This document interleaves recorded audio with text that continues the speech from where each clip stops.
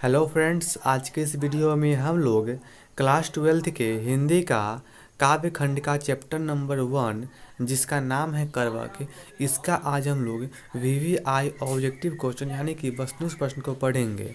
तो अगर आप क्लास 12th में हैं और आपका एग्ज़ाम होने वाला है 2025 में, तो आपके लिए भी बहुत ही इम्पोर्टेंट है। चाहे आप आर्ट्स में हो, चाहे कॉमर्स में हो, चाहे साइंस में हो, आपके लिए वीडियो बहुत ही इंपॉर्टेंट है। आप लोग इसे अच्छे से देखते रहिए, समझे। तो वीडियो को शुरू करते हैं। और हाँ, इस क्वेश्चन का आंसर इसका राइट साइड में दिया हुआ है। तो वीडियो को शुरू करते हैं और आज का पहला क्वेश्चन है। लेकिन शुरू करने से पहले वीडियो को लाइक कर दीजिए और चैनल को सब्सक्राइब कर लीजिए। तो पहला क्वेश्चन दिया हुआ है, कह रहा है कि चित्ररेखा किस कवि की रचना है। तो इसका आंसर होगा option number A, Malik Mohammad Jayasi ji का है। यानी कि जो है ना चित्ररेखा, वो मलिक मोहम्मद जायसी जी ने लिखा है। अब देखिए आगे दिया हुआ है 2 नंबर। इसमें कह रहा है कि जायसी का जन्म स्थान है, मतलब कि मलिक मोहम्मद जायसी का जन्म कहाँ हुआ था।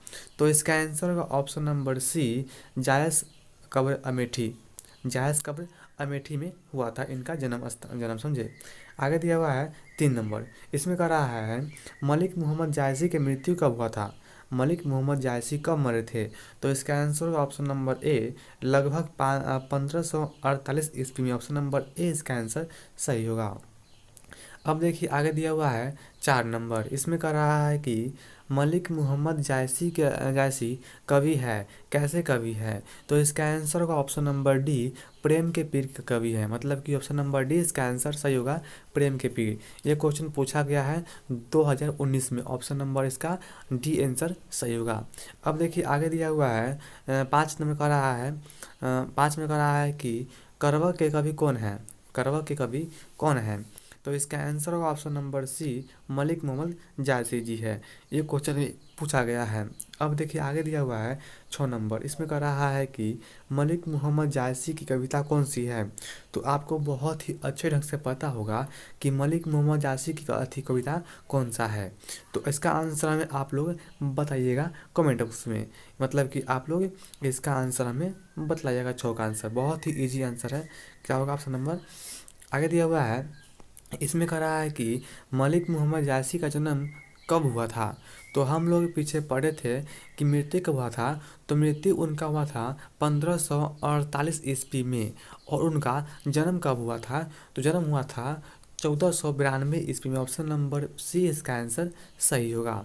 अब देखिए आगे दिया हुआ है। इसमें कह रहा है कि जायसी का जन्म किस प्रदेश में हुआ था। हम लोग पढ़े थे कि जायसी का जन्म कहाँ हुआ था। तो हुआ था जायस नगर अमेठी कब्र में हुआ था। लेकिन वो कहाँ है, मतलब कि जायस अमेठी कब्र कहाँ किस राज्य में है। तो इसका आंसर होगा ऑप्शन नंबर ए, उत्तर प्रदेश में है। जायसी का जन्म किस प्रदेश में हुआ। तो इसका आंसर होगा ऑप्शन नंबर ए, उत्तर प्रदेश में हुआ था। ऑप्शन नंबर ए इसका आंसर सही होगा। अब देखिए आगे दिया हुआ है। इसमें कह रहा है कि जायसी किस तरह के कवि हैं। तो इसका आंसर होगा ऑप्शन नंबर बी, जायसी एक प्रकार के सूफी कवि है। अब देखिए आगे दिया हुआ है 10 नंबर। इसमें कह रहा है कि जायसी के पिता का नाम क्या था। जायसी के पिता का नाम क्या था, इम्पोर्टेंट क्वेश्चन है। इसका आंसर होगा ऑप्शन नंबर बी, शेख यमरेज था। ऑप्शन नंबर बी इसका आंसर सही होगा। आगे दिया हुआ है जायसी कौन थे, मतलब कि जायसी थे। तो इसका आंसर होगा, मतलब कि जायसी क्या थे।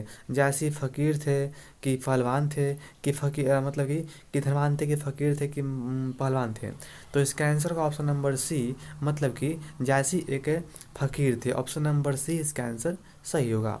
आगे दिया हुआ है। इसमें कह रहा है कि जायसी हिंदी साहित्य के किस काव्यधारा से जुड़े थे। तो इसका आंसर होगा ऑप्शन नंबर बी, बहुत ही इंपॉर्टेंट क्वेश्चन है। इसका आंसर होगा ऑप्शन नंबर बी, प्रेम मार्गी शाखा से। ऑप्शन नंबर बी इसका आंसर सही होगा। जायसी जी प्रेम मार्गी शाखा से जुड़े हुए थे।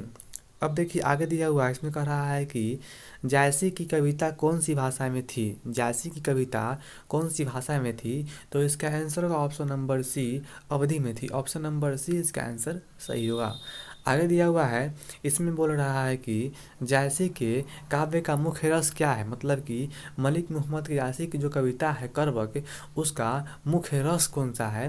तो इसका आंसर का ऑप्शन नंबर बी बात्सल्य सॉरी श्रृंगार रस है। ऑप्शन नंबर बी इसका आंसर सही होगा। अब देखिए आगे दिया हुआ है, इसमें कह रहा है कि जायसी ने रतन सेन और पद्मावती की कथा को किस प्रकार से जोड़ा है। तो इसका आंसर होगा ऑप्शन नंबर सी रक्त रूपी लेह के द्वारा। ऑप्शन नंबर सी इसका आंसर सही होगा, रक्त रूपी लेह के द्वारा। आगे दिया हुआ है, जायसी ने रतन सेन एवं पद्मावती की कथा को किस प्रकार से सींचा है। तो इसका आंसर होगा ऑप्शन नंबर ए अपने आंसुओं से। दोनों ही इम्पोर्टेंट क्वेश्चन हैं। यहाँ पर कह रहा है कि किस प्रकार से जोड़ा है, तो जोड़े हैं रक्त के लोई के रूप में, लय के रूप में, और सींचे हैं अपने आंसुओं के रूप में। समझे, बहुत ही इंपॉर्टेंट क्वेश्चन है और बहुत ही कन्फ्यूज वाला क्वेश्चन है, इसीलिए आप लोग इसे अच्छे से याद कर लीजिए। अब देखिए आगे दिया हुआ है कि निम्न में से कौन कृति जायसी जी का नहीं है। तो इसका आंसर होगा option number D Bhaktimal. Option number D इसका आंसर सही होगा। आगे है, जायसी का काव्य किस प्रकार के गंभीर एवं व्यापक है। तो इसका आंसर होगा ऑप्शन नंबर सी समुद्र की भांति। जायसी की काव्य समुद्र की भांति गंभीर एवं व्यापक है। अब देखिए आगे दिया हुआ है, इसमें कह रहा है कि इनमें से प्रेम के पीर के कवि कौन है। इनमें से प्रेम के पीर के कवि कौन है। तो इसका आंसर होगा option number A Jayasi ji. Option number A इसका आंसर सही होगा।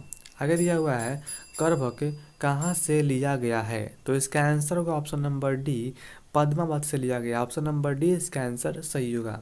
आगे दिया हुआ है, करवक के रचयिता कौन है। तो इसका आंसर होगा option number C Malik Mohammad Jayasi ji हैं। आगे दिया हुआ है, इसमें कह रहा है कि जायसी रचित पद्मावत की भाषा क्या है। जो पद्मावत कविता है, कहानी है, उसका भाषा क्या है। तो इसका आंसर होगा option number A Awadhi. Option number A इसका आंसर सही होगा। आगे दिया हुआ है, मलिक मोहम्मद जायसी किस परंपरा के कवि हैं। तो इसका आंसर होगा ऑप्शन नंबर सी प्रेमाख्यान काव्य परंपरा के हैं। ये क्वेश्चन बहुत ही इंपॉर्टेंट है, देखिए पूछा गया क्वेश्चन ऑप्शन नंबर, इसका आंसर कितना होगा, सी होगा। आगे दिया हुआ है, जायसी ने अपनी आँख की उपमा किससे की है। तो इसका आंसर होगा ऑप्शन नंबर डी दर्पण से किया है। ऑप्शन नंबर डी इसका आंसर सही होगा। ऑप्शन नंबर डी दर्पण से किया है। आगे दिया हुआ है, मलिक मोहम्मद जायसी किस शाखा के कवि है। मलिक मोहम्मद जायसी किस शाखा के कवि है। तो इसका आंसर होगा ऑप्शन नंबर ए प्रेम मार्गी शाखा के कवि। ऑप्शन नंबर ए इसका आंसर सही होगा। आगे दिया हुआ है, कौन सी कृति जायसी जी का नहीं है। तो इसका आंसर होगा option number D Mrigavati. Option number D इसका आंसर सही होगा। और आज का लास्ट क्वेश्चन है, पद्मावत किसकी रचना है। बहुत ही इंपॉर्टेंट क्वेश्चन है और आप लोगों को हम लोग बता भी दिए हैं और ये देखिए पूछा भी गया क्वेश्चन है। तो इसका आंसर हमें आप दीजिएगा कमेंट बॉक्स में। तो हमें आशा है कि आप लोग इसका आंसर में ज़रूर दीजिएगा।